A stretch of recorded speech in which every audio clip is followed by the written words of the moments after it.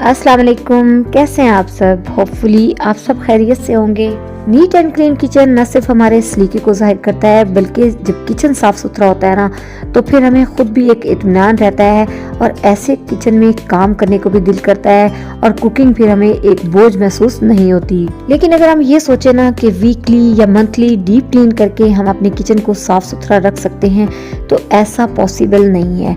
आज मैं आपसे शेयर करने वाली हूँ कुछ ऐसी हैबिट्स जिनको अगर आप अपना लेंगे ना डेली बेसिस पे, तो आपका किचन साफ सुथरा रहेगा और फिर आपको वीकली या मंथली इतनी ज्यादा डीप क्लीनिंग की भी जरूरत नहीं रहेगी। तो चलिए शेयर करती हूँ आपसे टिप्स जो किचन क्लीनिंग में आपके लिए काफी यूजफुल रहेगी।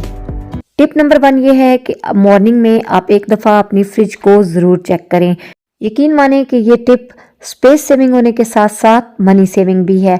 जब हम इस तरह मॉर्निंग में एक दफ़ा फ्रिज को चेक कर लेते हैं ना, तो हमें आइडिया हो जाता है कि क्या बचा खुचा पड़ा है, तो घर में मौजूद वेजिटेबल से आज हम क्या बना सकते हैं, और ये भी आइडिया हो जाता है कि क्या चीज़ मौजूद नहीं है, टाइमली हम उसे मंगवा भी सकते हैं। बात का तो ऐसा होता है कि कुकिंग स्टार्ट कर लेते हैं और उस वक्त पता चलता है कि ये चीज़ तो फ्रिज में है ही नहीं। और बात का ऐसा भी होता है कि हम एक्स्ट्रा फ्रूट या वेजिटेबल मंगवा लेते हैं, पैसा भी ज़ाया होता है, या कोई बाउल ऐसा होता है जो पीछे पड़ा होता है और हम उसे रख के भूल चुके होते हैं, वो चीज़ बड़े बड़े वेस्ट हो जाती है।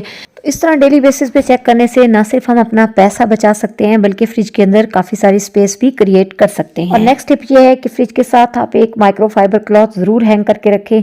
इसका फ़ायदा ये होगा कि जब आप फ्रिज ओपन करेंगे ना, तो आपको कोई चीज़ गिरी हुई या कोई स्टेन नज़र आएगा तो उसे हाथों के हाथ आप साफ़ कर लेंगे। और जैसे मेरी फ्रिज है, इसके आगे ग्लास लगा हुआ है जिस पर स्टेन पड़ जाते हैं, तो जब ये कपड़ा इस तरह से मैंने हैंग किया होता है ना, तो फ्रिज खोलने के साथ जब भी मुझे स्टेन नज़र आया तो मैं इसी से फ़ौरन से उसे साफ़ कर लेती हूँ। तो इससे फ्रिज की लुक हमेशा नीट एंड क्लीन रहती है। और टिप नंबर 3 ये है कि जैसे ही आप रोटी वगैरह बनाकर फारिग हों, तो फ़ौरन से आप बेलन को साफ़ करके कवर करके रख दें। कभी भी इसको ओपन ना रखें, क्योंकि आपको पता है कि किचन में कॉकरोचेज़ या कुछ छोटे मोटे इंसेक्ट फिर ही रहे होते हैं, तो ये ना हो कि वो इसके ऊपर चले जाएं। और बार बार आपको पता है कि ये वुडन होता है, हम इसे वॉश भी नहीं कर सकते। इसको भी इसकी प्रॉपर प्लेस पर रख दें। उसके बाद जो रोटी वाला मैट होता है उसे भी साफ़ कर लें।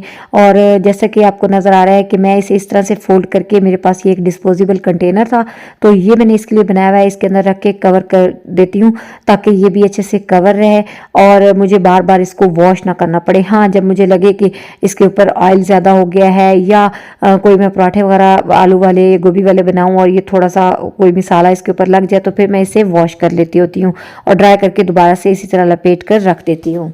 और नेक्स्ट टिप है जी, काउंटर टॉप को क्लीन रखना। एक तो कोशिश किया करें कि काउंटर टॉप को आप ज़्यादा मैसी ना करें, कम से कम चीज़ें उसके ऊपर रखें और साथ साथ इसको क्लीन करते रहा करें। रोटी बनाएं या सालन बनाएं, कुछ भी बनाएं, तो आपके पास साथ ही एक स्पंज होना चाहिए और साथ के साथ ही आप उसे साफ़ कर लें।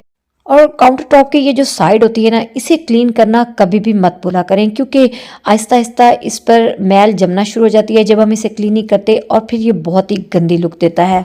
तो काउंटर टॉप को क्लीन करने के लिए अलग से टाइम निकालने की ज़रूरत नहीं है, बल्कि जब आप कुकिंग कर रहे होते हैं तो आप अपने पास एक स्पंज रखें और साथ साथ इसे साफ़ करें।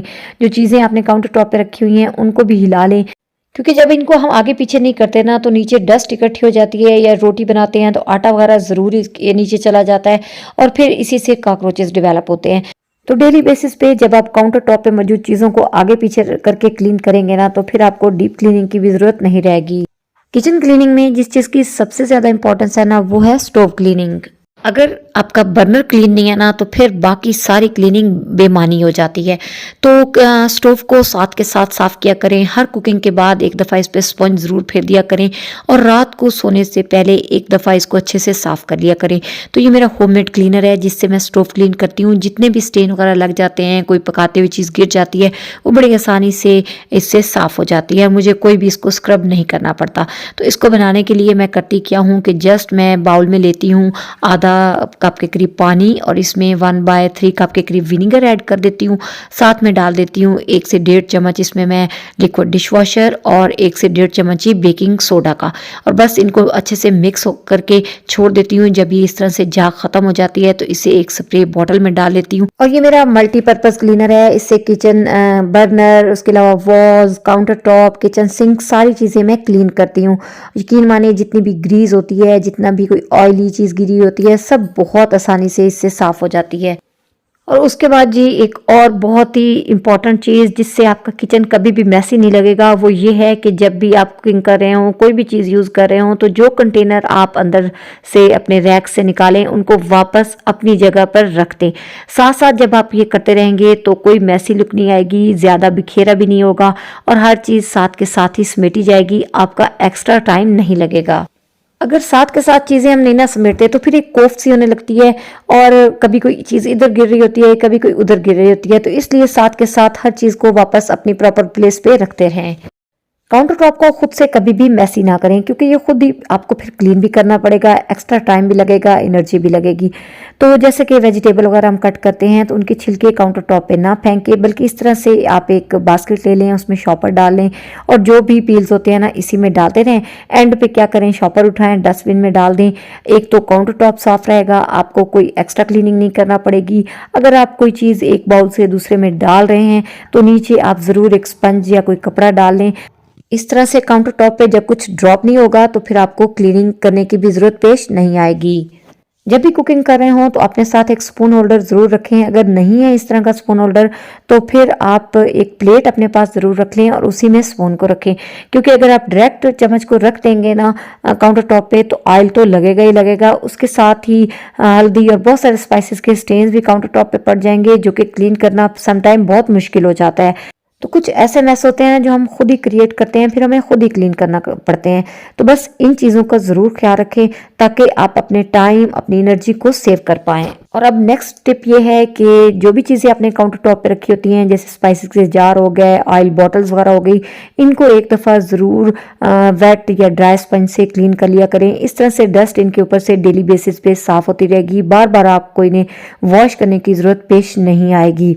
और इस काम के लिए कोई अलग से टाइम निकालने की ज़रूरत नहीं है, बल्कि जब आप कुकिंग कर रहे हो और जो भी कंटेनर आप उठाएं ना, तो स्पंज बस बर्नर के साथ ही आपने रखा हो और उस स्पंज को आप इस तरह से इन जार्स के ऊपर फेरते जाएं, तो ये साथ के साथ साफ होते जाएंगे, डस्ट इन पर नहीं जमेगी और आपका किचन हमेशा नीट लुक देगा। हमारी जो ऑयल की बॉटल्स होती हैं या जार्स जिनमें हमने ऑयल डाला होता है, चाहे हम जितनी भी कोशिश कर लें कोई ना कोई ड्रॉप उनमें से बाहर आ ही जाता है। तो बजाय इसके कि इनको डायरेक्ट आप काउंटर टॉप पे रखें, बेहतर है कि इनको किसी ट्रे के अंदर या किसी बास्केट में डाल के रखें और नीचे उसके टिश्यू बिछा लें, ताकि जो भी ऑयल का कोई ड्रॉप गिरे तो वो टिश्यू में अब्जॉर्ब हो जाए। इस तरह से आपका ट्रे या बास्केट भी गंदी नहीं होगी, ना ही काउंटर टॉप जो है वो उस पर कोई ऑयल आएगा और आपको क्लीनिंग करना भी आसान होगा कि बस इस ट्रे को खिसकाएं, नीचे से आराम से आप टॉप को क्लीन कर लें। तो चलिए आते हैं नेक्स्ट टिप की तरफ। तो कभी भी सिंक में बर्तनों का ढेर मत लगा के रखें। जैसे जैसे कोई बर्तन खाली हो उसको साथ के साथ वॉश कर लें। जब बर्तनों का ढेर सिंक में लगा होता है ना, तो एक तो वैसे ही देख के सर में दर्द होने लगता है और दूसरा ये है कि किचन बहुत ही मैसी लगता है और बाहर से अगर कोई आए ना तो उस पर भी आपका इमेज अच्छा नहीं पड़ता। तो अगर आप कोई कुकिंग करते हैं या कोई ब्रेकफास्ट बनाते हैं तो जो भी बर्तन हो ना साथ के साथ वॉश कर लें, फिर इन्हें आप ड्राइंग डिश में डाल दें ताकि ये अच्छे से ड्राई हो जाएं। जैसे ही ये ड्राई हों तो फिर इन्हें अपनी प्रॉपर प्लेस में रख दें। इस तरह से अगर आप साथ के साथ बर्तन वॉश करते रहेंगे ना तो ये बर्तन कभी भी आपके लिए हेडेक नहीं बनेंगे। बर्तन क्लीन करने के बाद साथ के साथ ही आप सिंक को भी क्लीन किया करें और एक चीज़ का ख्याल रखा करें कि इस तरह चाय की पत्ती या कोई भी छोटी मोटी चीज़ सिंक के ड्रेन में ना जाए, क्योंकि मोस्टली जो सिंक ब्लॉक होता है ना वो ये ही चाय की पत्ती की वजह से होता है। तो इन चीज़ों को आप डस्टबिन में डालें और उसके बाद जी जब बर्तन वॉश हो जाएँ तो फिर सिंक को क्लीन करें। सिंपल डिश वॉशिंग लिक्विड डालें और अच्छे से इसे स्पंज की हेल्प से क्लीन कर लें। हाँ, रात सोने से पहले एक दफ़ा आप इस पर जो भी मैंने आपको मल्टीपर्पज़ क्लीनर बताया था वो थोड़ा सा डालें और उससे क्लीन करें, तो सिंक आपका हमेशा शाइन करता रहेगा। बर्तन धोते हुए सिंक के पीछे जो वॉल होती है उस पर भी कुछ ना कुछ स्टेन्स चले जाते हैं, तो उसे भी इसी तरह से साथ ही साथ साफ किया करें। और अगर ऊपर विंडो है सिंक के ऊपर और इसकी जो मार्बल होती है इसको भी एक स्पंज की हेल्प से क्लीन कर लिया करें, तो इस तरह सारा आपका ये जो एरिया है ये साफ रहेगा। फिर आप सिंक के पास एक वाइपर ज़रूर रखा करें और सिंक के एरिया को अच्छे से आप ड्रेन कर लिया करें ताकि ये अच्छे से ड्राई हो जाए और इस पर वाटर के ड्रॉपलेट्स के जो स्टेन्स होते हैं वो ना बने।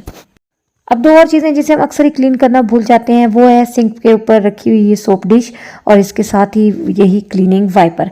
तो इन दोनों को भी साथ ही साफ़ ज़रूर किया करें, क्योंकि अगर आप इस सोप डिश को साफ़ नहीं रखेंगे तो सिंक भी साफ़ नहीं लगेगा।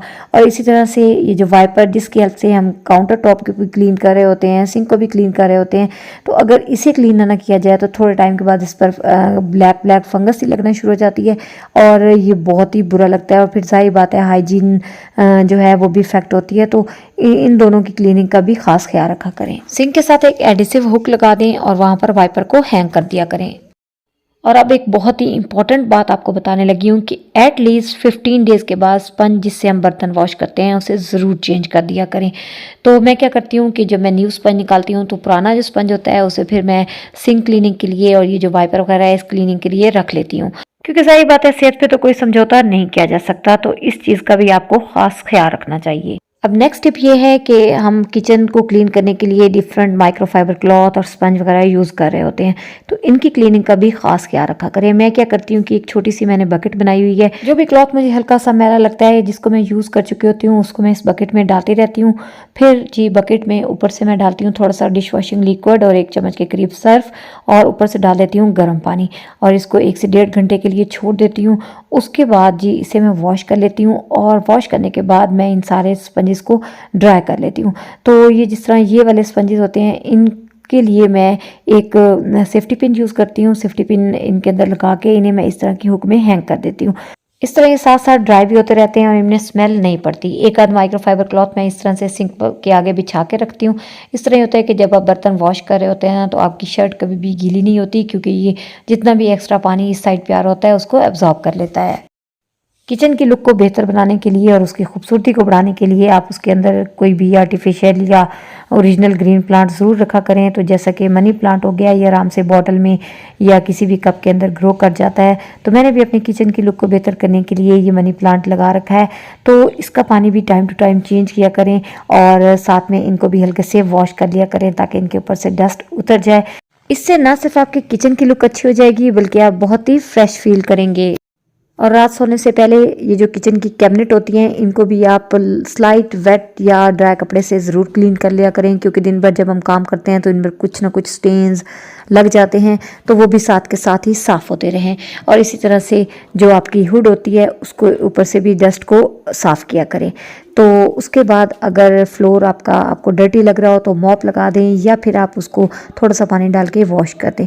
तो इस तरह से नेक्स्ट मॉर्निंग जब आप अपने किचन में आएंगे ना तो आप बहुत ही अच्छा फील करेंगे, आपका किचन एकदम से चमक रहा होगा। और अब है जी आज की second last tip, kitchen dustbin को टाइम टू टाइम आप क्लीन किया करें और इसमें आप कॉटन बॉल लेके कोई भी एसेंशियल ऑयल उनके ऊपर लगा लें। जैसा कि मैंने अभी लेवेंडर ऑयल लगाया है, इसकी बहुत अच्छी सी महक आएगी। डस्टबिन में इसे डाल दिया करें, ऊपर से कोई शॉपिंग बैग डाल दें। अब इसमें आप कूड़ा डालें, कभी भी आपके किचन से कोई बैड स्मेल नहीं आएगी। तो किचन को क्लीन करते करते हमें अपने आप को भी नहीं भूल जाना चाहिए। मैं क्या करती हूँ कि किचन में मैं 3 चीज़ें ज़रूर रखती हूँ। एक तो मैं हैंड वॉश रखती हूँ, ये जैसे कि मेरे पास देखिए एक बड़ी बोतल थी तो इसे मैंने एक छोटी सी, ये मेरे पास फेस वॉश की बोतल थी, इसके अंदर डाल के रखा हुआ है। साथ में मैंने इस रोज़ वाटर की बोतल रखी हुई है और ये है जी एक लोशन जो कि मैं खुद से बनाती हूँ। तो जब भी मैं हैंड वॉश करती हूँ काम करने के बाद तो फिर मैं ये लोशन ज़रूर लगा लेती हूँ। अभी जैसे विंटर आ गई हैं तो स्किन बहुत ड्राई होती है, तो इस तरह से लोशन लगाने से हाथ भी ख़राब नहीं होते। तो ये थी जी आज की कुछ टिप्स। उम्मीद है कि किचन क्लीनिंग के लिए मेरी ये टिप्स आपके लिए भी यूज़फुल रहेंगी। तो ये है जी मेरी किचन की look after full day of slide cleaning. उम्मीद करती हूँ कि वीडियो आपको अच्छी लगेगी। अच्छी लगे तो फिर लाइक करना और चैनल को सब्सक्राइब करना मत भूलिएगा। इंशाल्लाह फिर मिलूंगी नेक्स्ट वीडियो। तक के लिए अल्लाह हाफिज़।